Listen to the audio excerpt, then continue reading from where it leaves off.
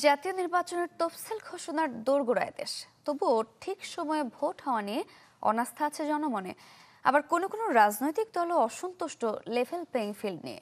এমন সংকট নিয়ে রাজনৈতিক বিশ্লেষকরা বলছেন, দীর্ঘদিন ধরে ভোটাধিকার বঞ্চিত হওয়া, গণতান্ত্রিক চর্চাহীনতা, আইনের চেয়ে পেশি শক্তির ব্যবহারের কারণেই তৈরি হয়েছে এসব সংকট। শাইমা সুলতানার রিপোর্ট।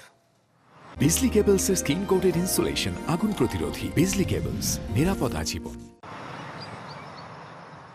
ফের হাতছানি দিচ্ছে জাতীয় নির্বাচন। এতে ভোট দিতে না পারার দীর্ঘ আক্ষেপ কাটবে কিনা সেই উত্তর হয়তো সময় বলে দিবে।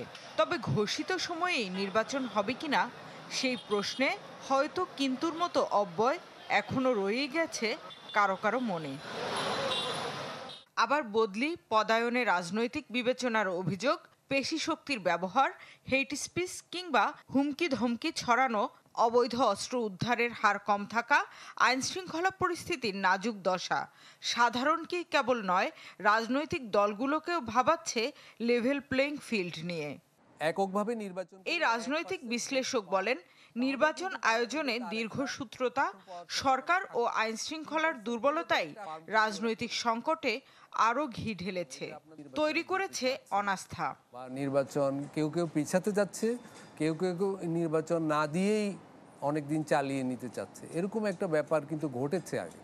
ফলে জনগণের ভিতর এটা একটা আস্থাহীনতা তৈরি হয়েছে। আমলাদের ব্যাপারে বা প্রশাসনকে নিয়ে রাজনৈতিক দলগুলো যে বিতর্ক তুলছে, যে অভিযোগ করছে, এইটার একটা উৎস কিন্তু সরকারের নিষ্ক্রিয়তা বা এই ক্ষেত্রে সরকারের অদক্ষতা।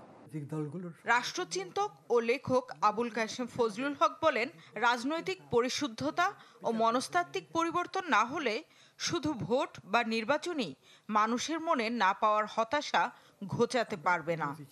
রাজনৈতিক দল দরকার, রাজনৈতিক দল বাদ দিয়ে গণতান্ত্রিক রাজনীতি হয় না, হবে না।